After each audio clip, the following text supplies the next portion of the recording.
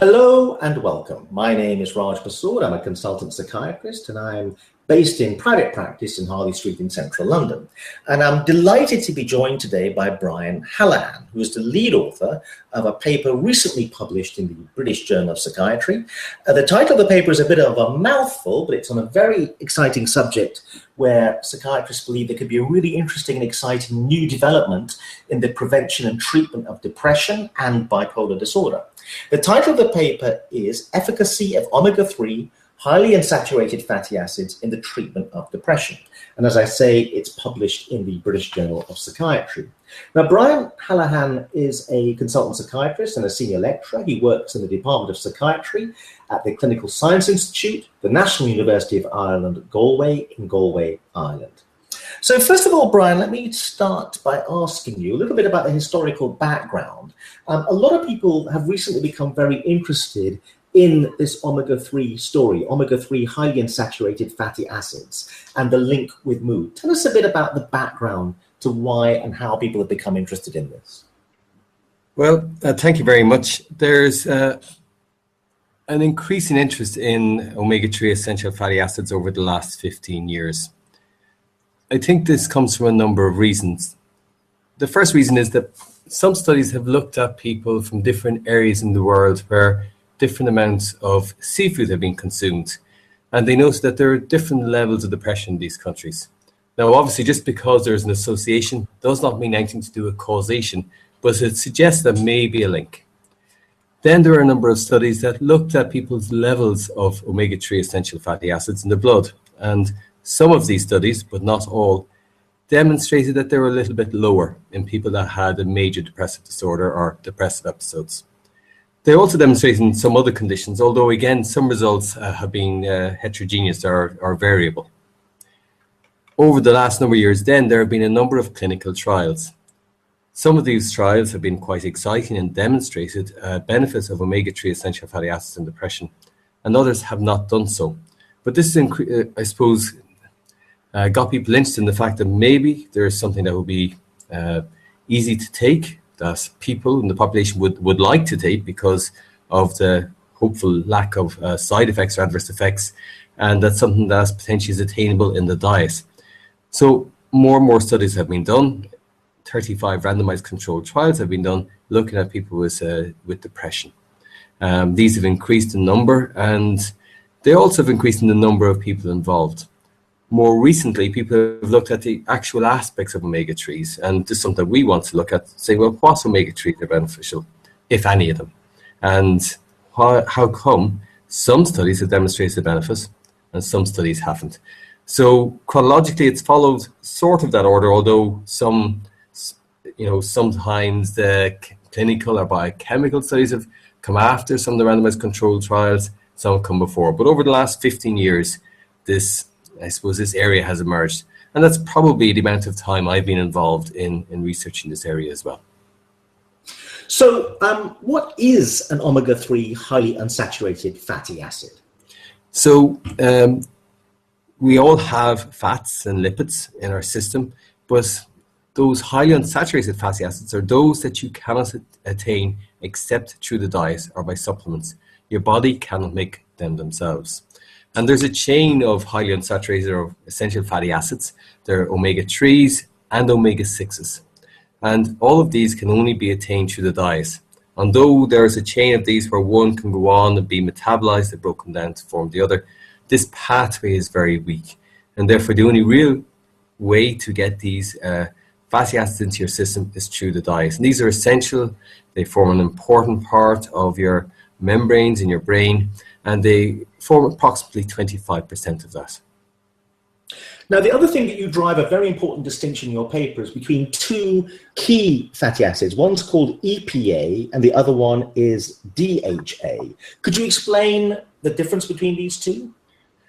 Yes, thank you very much. They are both omega-3 essential fatty acids. They are in different parts of the metabolic chain. They're slightly different biochemically, and they're both taken in through the diet.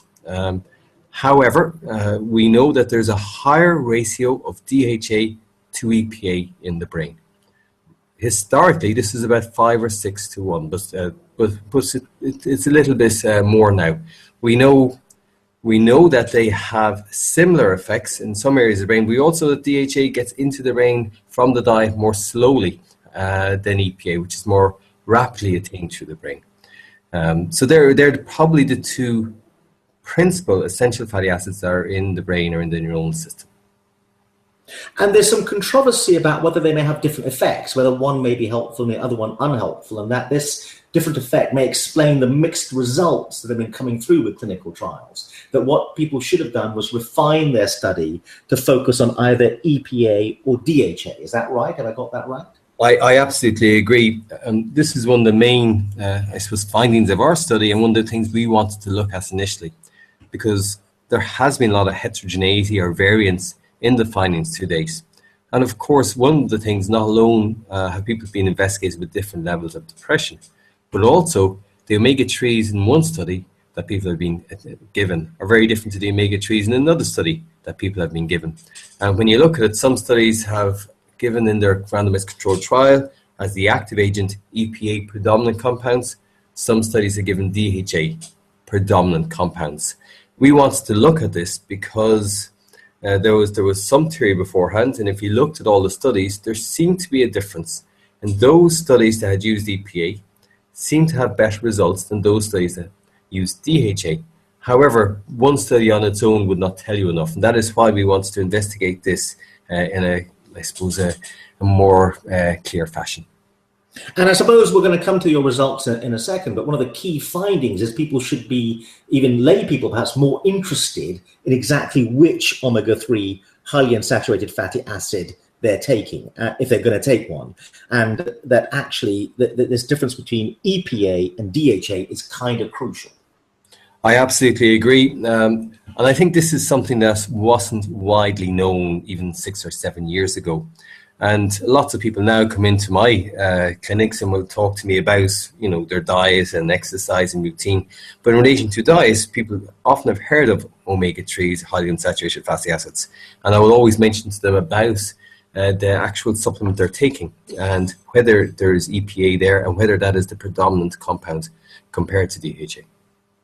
Before we get into the results of a very interesting study, just think about biological plausibility of the link between these highly unsaturated fatty acids and why it might be biologically plausible that they could have an effect on the brain and in particular depression. So as I understand it, they play a role in terms of the structure of the brain, but they also play a role in terms of function. Could you say something about that?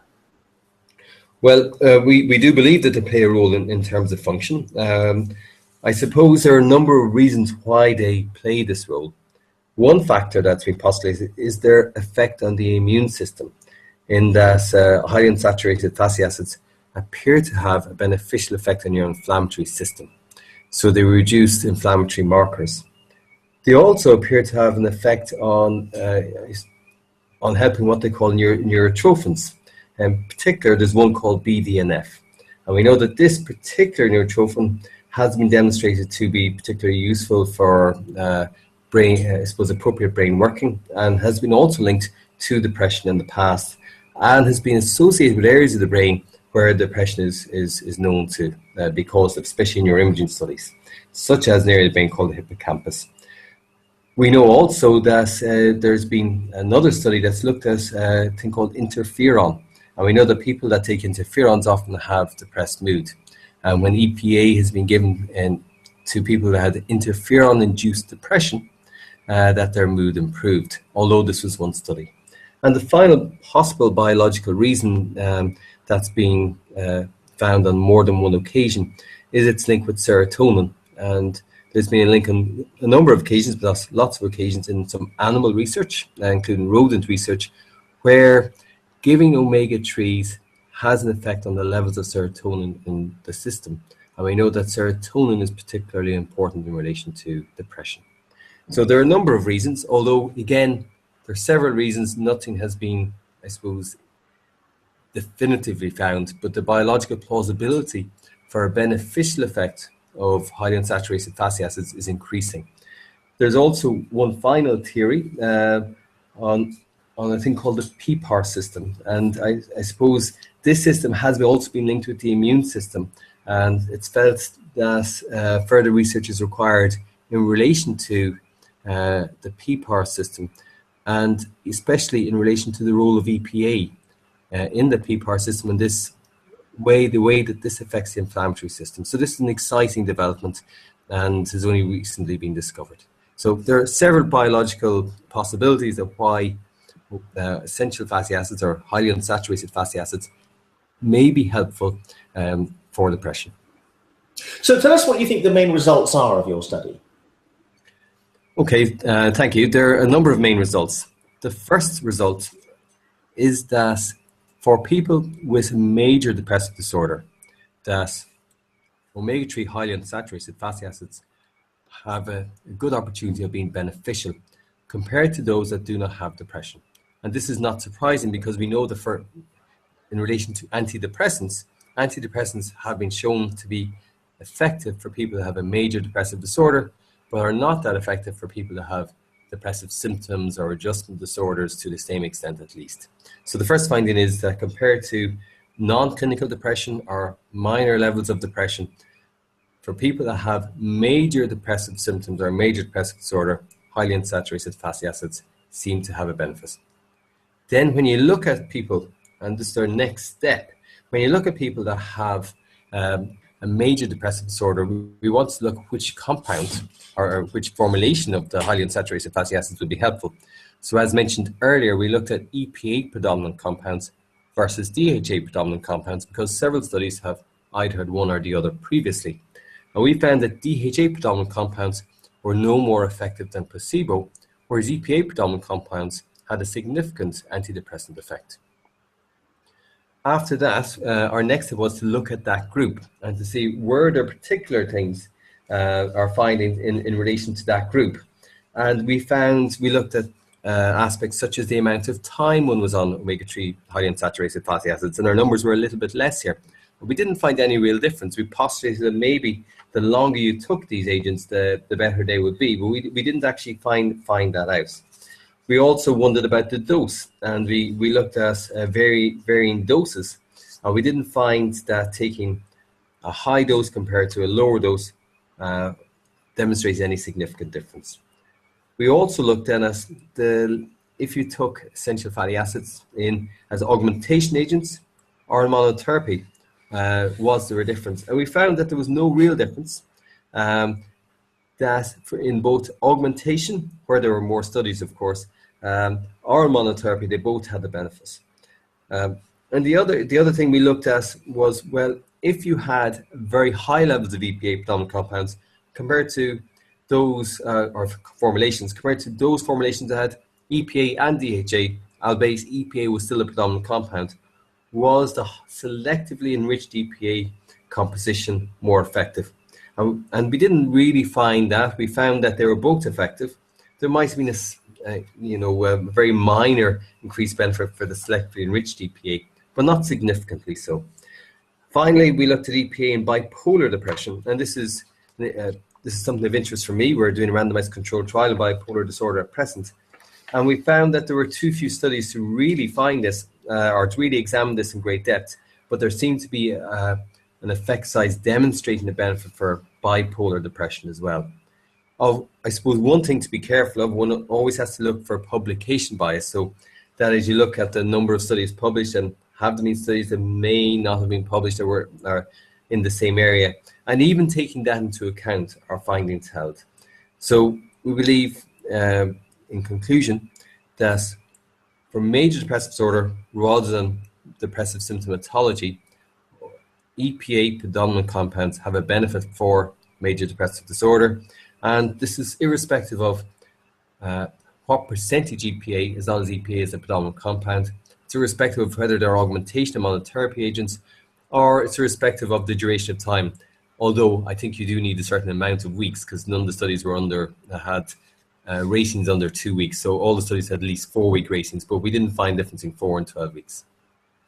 I want to go back to the augmentation finding. So basically, people who are taking an antidepressant, are you able to recommend that if they're getting some benefit, but want more benefit, or they're not getting enough benefit, that adding in an omega-3 highly unsaturated fatty acid, particularly EPA or a predominant EPA compound, would be helpful.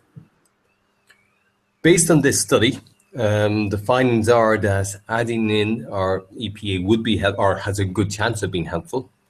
Obviously, for anyone taking an antidepressant, you'd want to make sure that the dose of that agent was optimized, that they were on it for an appropriate duration of time. But if that were the case and people had attained some benefits, it certainly would be one of the augmentation strategies that one could advise. So absolutely.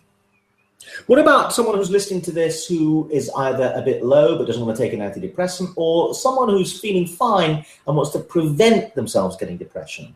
From your research, this meta-analysis where you've analyzed all these different studies and tried to pull the results, would you be able to give some advice on those two fronts?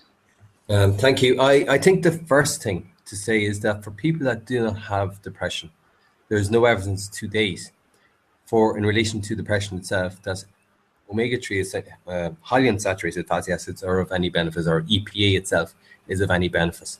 We didn't find that. In relation to prevention, again, we didn't find that. What we found was that for people that had major depressive symptoms and fulfilled criteria for a clinical disorder such as major depressive disorder, that there was benefit. But for prevention or for people that have some symptoms, we didn't find any benefit at this moment in time. So finally, a couple of final quick questions. I mean, your collaborators come from all over the world. I thought it was quite interesting that some of them will come from America. Could you say something about the nature of the collaboration that evolved here to do this study? Absolutely, thank you. I have been involved in collaborating with Professor John Davis in the University of Illinois in Chicago for a long time. I first collaborated with him in a study in 2002 when we looked at self-harm and did a randomized control trial then of essential fats in people that self-harmed and had impulsivity. And through him, I met Joe Hibbeln. Captain Joe Hibbeln is a world expert in this area, especially in essential fatty acids and in lots of different conditions. And I've worked with him. He's got a laboratory set up in the National Institute of Mental Health in America. And I suppose his lab is dedicated to understanding the role of essential fats in major mental illness. I've through them as well, I've got to know some other key important players such as Chris Ramsden, and also there are a number of people that I suppose I've helped to get interested in this area in Ireland as well. So it's an interesting collaboration. There's, I've met several other people in the area that work in other conditions, and I hopefully will continue collaborations. To that end, we plan to do a similar study called a mega-analysis in the future. And that is where people around the world give their own data from their studies. So unlike looking at a paper like we did and trying to extract the results from each individual article or paper, that people give us their raw data.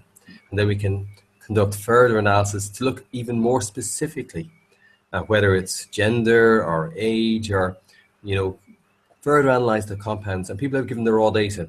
So lots of people are willing to contribute and work together in this area.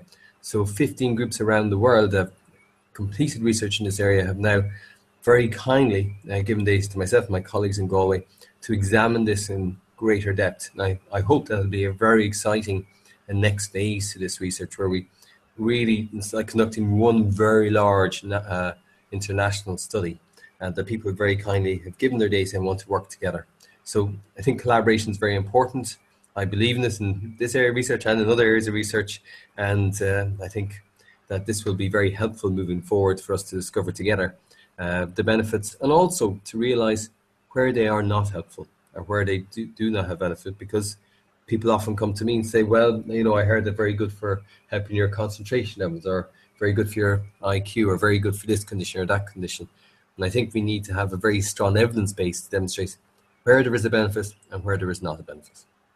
Because there is a bit of an industry that's developed around omega-3, highly unsaturated fatty acids. So you walk into any health food shop, it does get flogged at you. and there's this idea that it's good for the brain. So I suppose what you're trying to say is that one should be careful or skeptical till there's actually proper data. Well, absolutely. I'm always cautious in interpretation. I'm always cautious to say something works until there's a good body of evidence, and then I want to investigate it further to make sure that that is the case. I think that we need good data. I think that relying on case reports, open label studies, anecdotal reports is not strong enough. I think you need trials and studies, you need data to be replicated. And I think that one has to be very cautious that just because of advertisements, that one doesn't believe that omega-3 highly unsaturated fatty acids are the be all and end all. We think there's plenty of benefits, but there also may be plenty of areas where they instill no benefit whatsoever. And there may be particular compounds or formulations that instill no benefit whatsoever. And I think that ascertaining that data is very important. So one final question, and this is a question that may lead you to run screaming from the room, just to run over a little bit about where one would look for EPA in particular in the diet. And have you changed your diet? Do you eat more oily fish or anything that has EPA in it? Or do you take any EPA supplements as a result of your contact with the research in this area? So unlike many of my collaborators in the study, I do not take any supplements, but I do eat more fish. I would eat fish. I ate fish today. I eat fish about 3 times per week. Is that because of what you found out about omega-3? Has your diet changed as a result? My diet has changed. I always eat fish occasionally, but my diet has changed, and I would certainly eat fish 2 to 3 times a week. But I don't take supplements. But I do think that in general, I see a lot of people have changed their diet somewhat. We've conducted another study recently. We followed people up 10 years later, and one of the questions we asked was about diet, because we were looking at people's levels of essential fats at baseline 10 years later. And 25% of the cohorts now are regular fish eaters that weren't fish eaters previously. I have changed mine because of the evidence. I also like the taste of many types of fish, so that helps, but because of the evidence. So I think that's what I have done. I think many other people have done the same. But is there a particular fish one needs to look out for, and a particular part of the fish? I'm not sure about the part, but certain fish, all fish are good. All fish have omega-3s and EPA. They say salmon is particularly rich, but also cod and mackerel, and the oily fishes. But any fish will have, and any seafood will have, highly unsaturated fatty acids, including EPA, and things like walnuts as well, and there are other products that will also have, flax oil will also have EPA involved. You mentioned your collaborators. You said, I think you hinted that some of your collaborators actually take supplements. Well, I think so. I think that particularly Captain Joe Hibbeln takes supplements, and I think John Davis takes supplements, to my understanding, or at least eats fish a lot. Now, anytime I met him, I think he's eating fish. So, and is he a particularly cheerful chap as a result? I'm not sure. He's never told me he hasn't been. I haven't seen him very depressed, anyways. Okay. But again, he may not tell me these things. Okay. Listen, thank you very much indeed. Sorry, apologies for the slightly wicked question at the end. But Brian Hallahan, thank you very much indeed. The paper is entitled Efficacy of Omega-3 Highly Unsaturated Fatty Acids in the Treatment of Depression. And you'll be able to find out more about this subject on the Royal College of Psychiatrists website. And the paper is published in the British Journal of Psychiatry. Brian, thank you very much indeed. Thank you.